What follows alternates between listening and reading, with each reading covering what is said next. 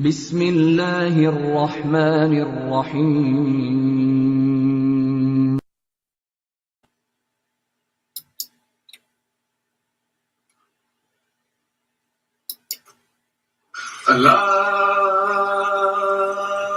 Allahu Akbar, Allahu Akbar.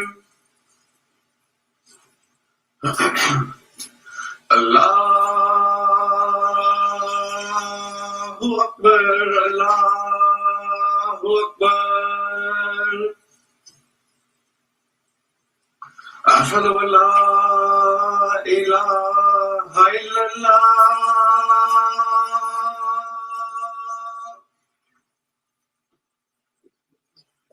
أشهد أن لا إله إلا الله.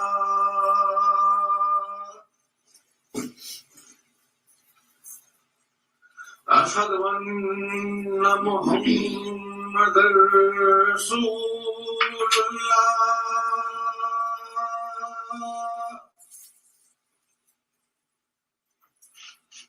أشهد أن محمدا رسول الله.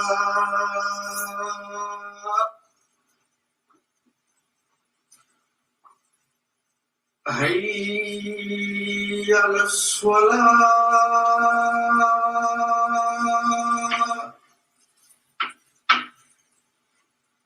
حي على الصلاة.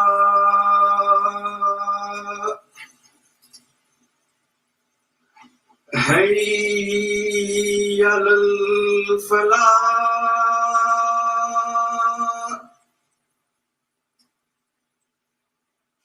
حي على الفلاح.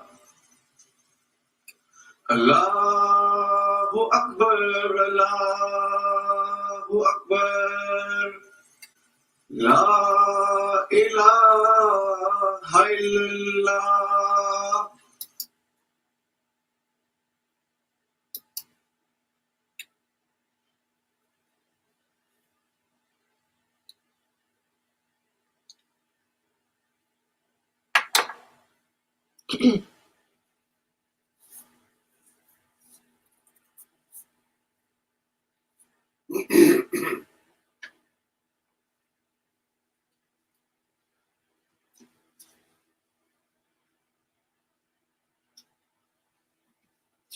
أشهد أن لا إله إلا الله وحده لا شريك له وأشهد أن محمدا عبده ورسوله. أعوذ بالله من الشيطان الرجيم. بسم الله الرحمن الرحيم.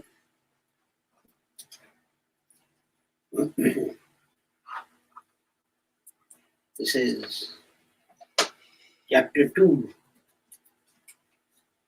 Al-Baqarah of the Holy Quran, verses 153 to 157.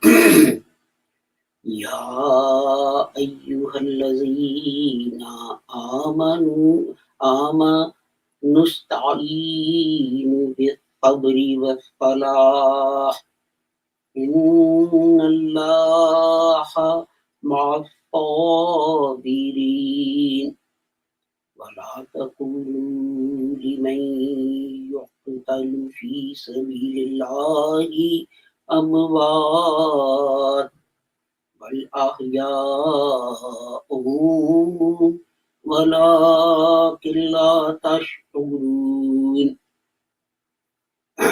ولنبلونكم بشيء من الخوف والجوع ونقص من الأموال والأنفس والثمرات وبشر الصابرين.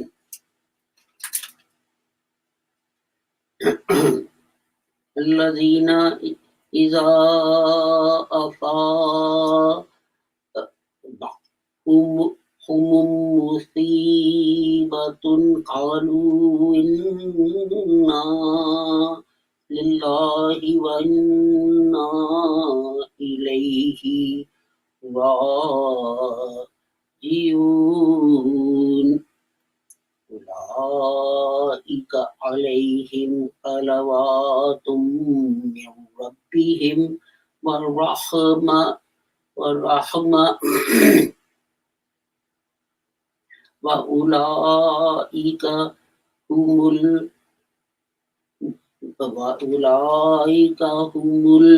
المهتدون. O you who believe, seek assistance through patience and prayer. Surely Allah is with those who are patient. And speak not of those who are slain in Allah's way as dead. Nay, they are alive, but you perceive not. And we shall certainly try you with something of fear and hunger and loss of property and lives and fruits, and give good news to the patient, who when a misfortune befalls them say, surely we are Allah's and to him we shall return. Those are they on whom are blessings and mercy from their Lord, and those are the followers of the right course. These days, humanity is being tried, as Allah says in one of the verses that I've just recited, that we'll try you with something of fear and hunger and loss of property and fruits. Now, although everything that happens is, of course, the verse says it's commanded by Allah. So what people do is we blame God for all our misfortunes. It's like, if there's a teacher and he sees a student not working hard enough and predicts that that student will not get good grades, and the student fails the exams or doesn't get good grades, and the student blames the teacher for doing badly in the exam. But what we forget is that God has given us freedom of action. Like the student, he could spend time revising or time going to the cinema or going out with his friends and so on. The choice is his. But then God has set up laws and rules, scientific laws, social laws, and so on. The cause and effect that we talk about so much. I mean, if you have two dishes and two plates in front of us, and we know that one has poison and we know that the other one has some delicious food in it. Now we are free to choose whichever one we eat. But once we've made our decision and eaten from one of the plates, then the law that God has set out starts to take action. We cannot start blaming God for what happens if you eat from the plate that has poison. God's natural law is that you eat poison and you will die, or you'll at least get very sick. And if you don't get assistance, medical assistance, you will die. It's as simple as that. And although God is that, it's by my command, his command is the law that he has set out. The choice was ours. We chose to eat that poison. We chose to go to the cinema and rather than revise. Now, God gave us a beautiful planet. And he told us that if we do certain things, then this planet will be spoiled. It will be poisoned. And if we do other things, the planet will retain its beauty, etc. And what did we do? We wasted the resources that God gave us. Elsewhere in the Holy Quran, God says that, I try you with two things. One is by giving you plenty. And the other is by creating a situation where you don't have so much. And here, God gave us everything. A beautiful planet, clean air, clean water. But we proceeded to poison it.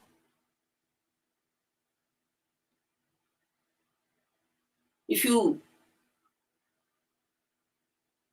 are sort of coming into land at any major airport and you look down upon the metropolis, maybe London, it may be New York, it may be wherever, you will see the place is lit up as if there is no shortage of gas and oil and so on. As if there is no pollution being caused by fossil fuels. Why? All the office buildings have their lights full on. And in 60s and 70s, in America, office buildings would not have electric switches to turn the lights off. The reason is that electricity was so cheap that economically, it didn't make sense to put switches on every floor or every office in that building. So they just put the lights in, turned them on and left them on. You only had the main switch from which you turn the whole building on or off. Can there be a better example of human beings' ungratefulness to Allah? Think about this. Your son comes to you, he doesn't have a home and so on, and you give him £50,000. You don't tell him what to do with it. You give him £50,000. And rather than use that £50,000 to put down a deposit for a house, your son goes out and he spends it on holiday of a lifetime. He goes on a world cruise. He takes 1 year off without pay from his work. And he comes back and he's penniless. And he comes to you again and asks you for more money. What would be your reaction? Would you give him another £50,000? Or would you give him a slap across the face? Which one would you choose? You may not slap him, but you'll say, well, I gave you 50,000, you wasted it, now you're on your own. And this is what God is telling us these days. I gave you a beautiful planet, I gave you all the resources, and you chose to waste them. And because you have wasted them, You come upon this difficult time when gas and electricity prices are rocketing, and now you're crying and you're complaining. Why? There has to be an explanation why God should help us again. But then there's another thing. In the verses that I just recited to you, it says, who when a misfortune befalls them, and give good news to the patient. Who when a misfortune befalls them, say, surely we are Allah's and to him we shall return. Those are they on whom are blessings and mercy from their Lord. And these are the followers of the right path.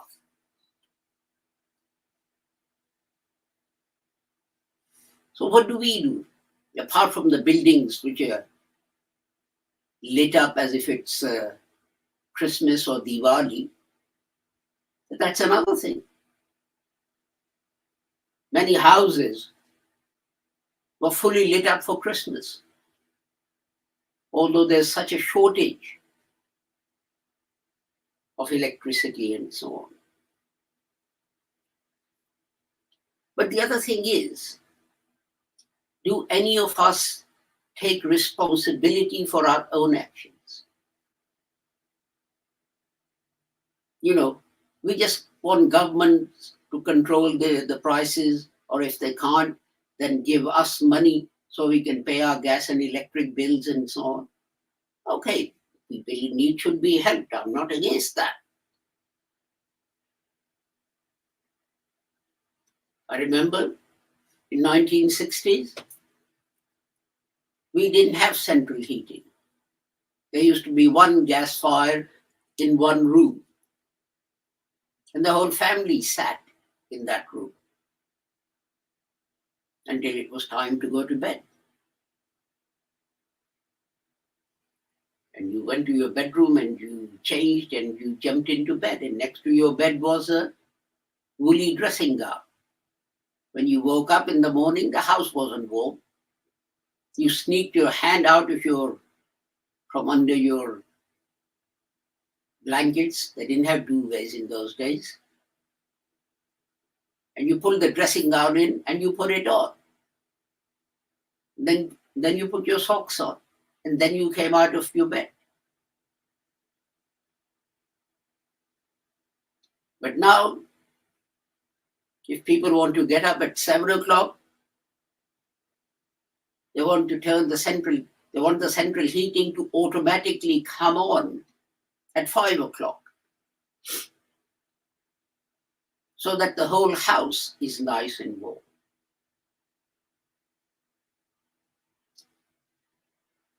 How soft have we become that we cannot even bear to put some warm clothes on?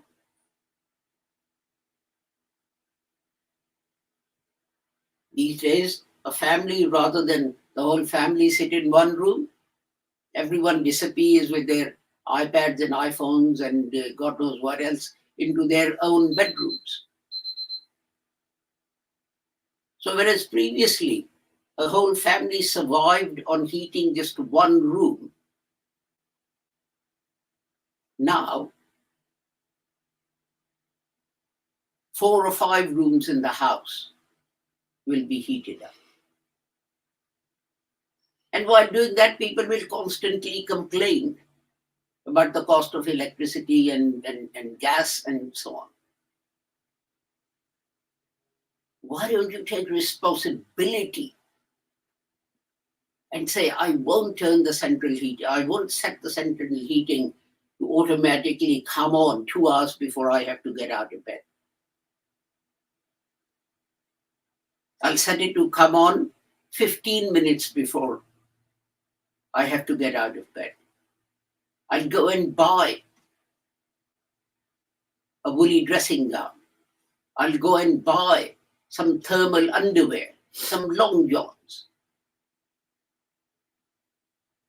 so that I don't spend so much money on gas and electricity. Apart from it causing problems for people, especially those people who don't have resources, it also causes problems on a sort of planet level. The more there's a limited and finite amount of resources we have, whether it's gas, whether it's oil, whether it's diesel, whether it's coal. There are plenty of mines in Wales just down the road from us, where all the coal has been dug out. And the mines are now empty. There's nothing in them. One day we're going to run out of gas and oil as well. What are we going to do? If we use these things economically and carefully, perhaps we can put that day off for a decade or 2 decades, etc. With the additional benefit that our air and water and so on won't be so polluted. And maybe during that time, people will find other means of generating electricity, etc. There is no point in people coming on television and they're saying the government should send us a check for £500 to pay our electric bill. But we are not going to turn down the thermostat. We are not going to reduce the time for which we have the central heating on. In the days of old, the main news used to be at 9 o'clock and used to be 15 minutes. And immediately after the main news, people will go to their bedrooms and change and get into bed. And they'd put a hot water bottle in their beds. And they'd listen to the radio or read a book. Why? Because they were trying to keep their gas and electricity bill as low as possible. I end with the advice given by one of Times' financial correspondents. A young couple wrote to him and asked him, what they should do in these days of high gas and electricity prices and so on, how they should cope with it. And it was wonderful advice. It was one sentence.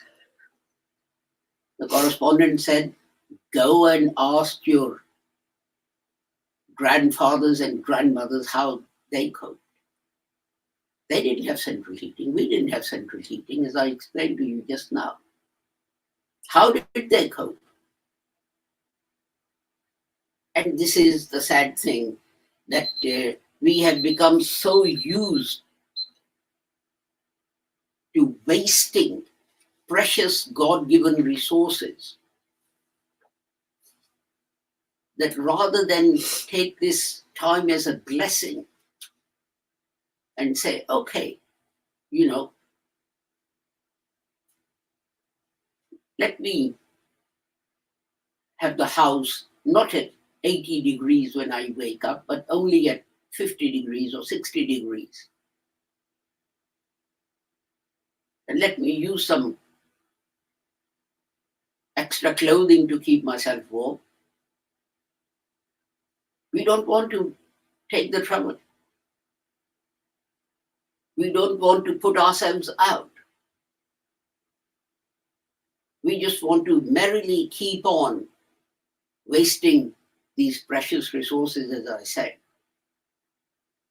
and keep on complaining about the fact that the government is not doing anything. Yes, where there is need, the government should help.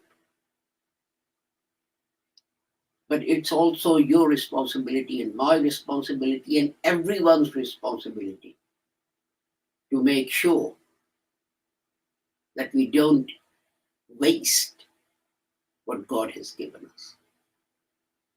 If there's one thing that God dislikes, it is waste. And this is mentioned in the Holy Quran. This is mentioned in the Holy Quran. People talk about fasad fil ard, and they say disruption on earth, which also means waste and pollution. So let us sit down and think how we can do something to help ourselves and our planet as well. Barakallahu lana wa lakum fil Quranil Azim wa nafa'ana wa iyyakum bil ayati wa zikril hakim. Innahu ta'ala jawadun kareemun malikun barraufur rahim. Please, in your Friday prayers, remember to pray for all those who are in difficulty, who are ill, and who are suffering financial hardship. A few of our members in Malaysia and Cuba and other places are in difficult circumstances. So please pray to Allah to have mercy on them and relieve the burden that is upon their shoulders.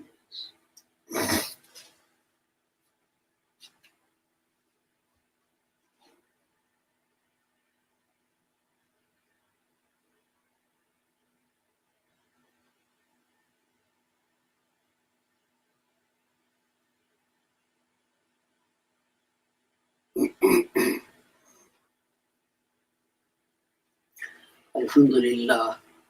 Alhamdulillah nahmaduhu wa nasta'inuhu wa nastaghfiruhu wa nu'minu bihi wa natawakkalu alayhi wa na'udhu billahi min shururi anfusina wa min sayyiati a'malina man yahdihillahu fala mudilla lahu wa man yudlil fala hadiya lahu. وأشهد أن لا إله إلا الله وأشهد أن محمدا عبده ورسوله. اللهم صل على محمد وعلى آل محمد كما صليت على إبراهيم وعلى آل إبراهيم إنك حميد مجيد. اللهم بارك على محمد وعلى آل محمد كما باركت على إبراهيم وعلى آل إبراهيم إنك حميد مجيد. اللهم انصر من نصر دين محمد sallallahu alayhi wa sallam waj'alna minhum waqtala dina Muhammadin sallallahu alayhi wa sallam wa la taj'alna minhum. Ibadallah rahmakumullah.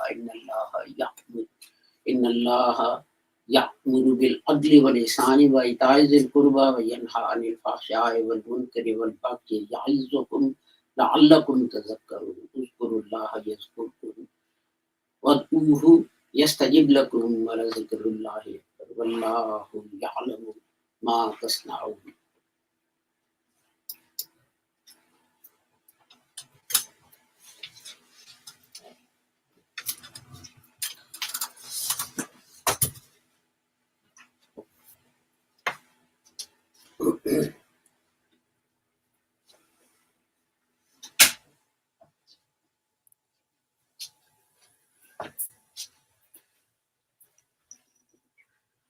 Allahu Akbar, Allahu Akbar.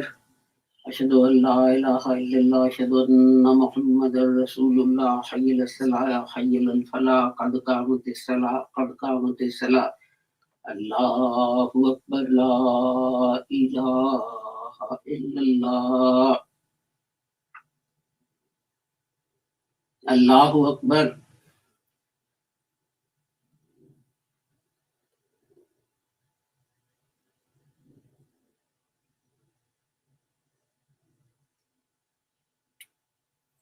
Alhamdulillahi Rabbil Alameen. Ar-Rahmanir Rahim. Maliki Yawmiddin. إياك نعبد وإياك نستعين اهدنا الصراط المستقيم صراط الذين أنعمت عليهم غير المغضوب عليهم ولا الضالين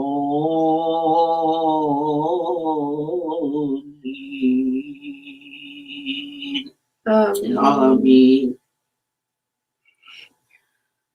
أرأيت الذي يكذب بالدين فذلك الذي يدع اليتيم ولا يحض على طعام المسكين فويل للمصلين الذين هم عن صلاتهم ساهون الذين هم يراءون ويمنعون الماعون. الله أكبر.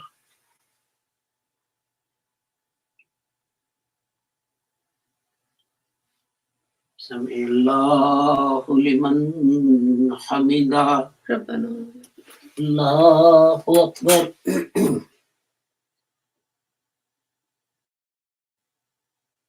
الله أكبر.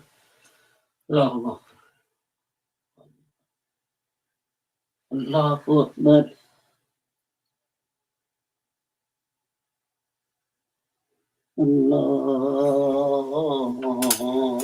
الله أكبر.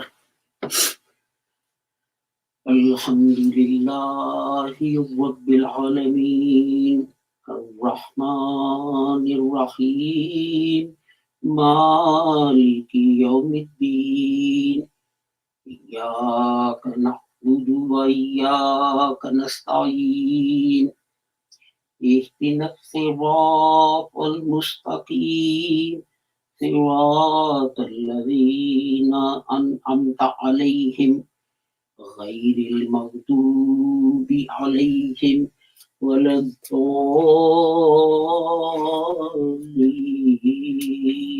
آمين. قل يا أيها الكافرون لا أعبد ما تعبدون ولا أنتم عابدون ما أعبد ولا أنا عابد ما عبدتم ولا أنتم عابدون ما أعبد لكم دينكم ولي دين. الله أكبر.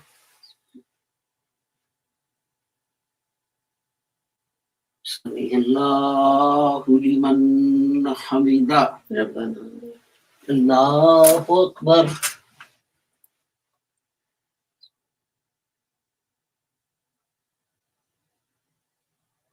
الله أكبر. الله أكبر.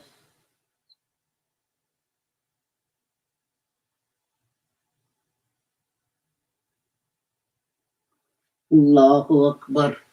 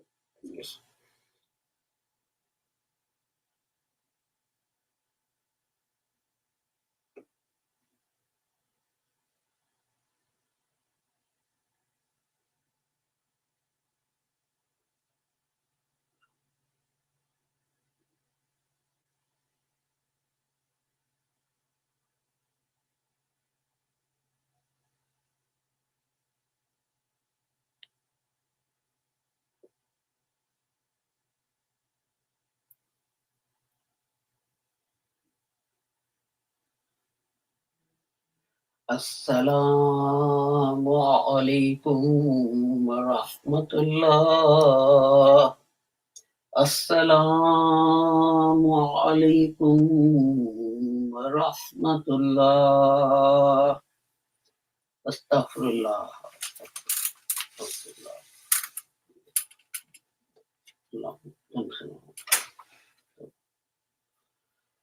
ربنا آتنا في الدنيا حسنة.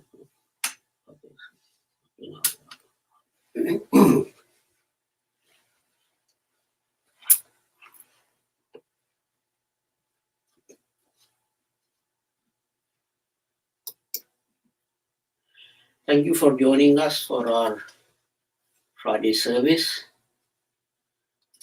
I hope I lectured you a bit, but I hope you will act upon my request. Because remember, this planet is not only for you, but also for your children and your grandchildren and your great grandchildren, etc. as well. So let's all get together and try and make sure that we leave it in the best possible condition. With the prayer that whoever you are, wherever you may be, may Allah keep the whole of humanity safe and sound and free from harm. I take my leave of you. Our next broadcast will be on Monday, when we'll return to our Tadabburul Quran and reflections on the Holy Quran. In the meantime, may God watch over you. Assalamu alaikum. Khuda Hafiz.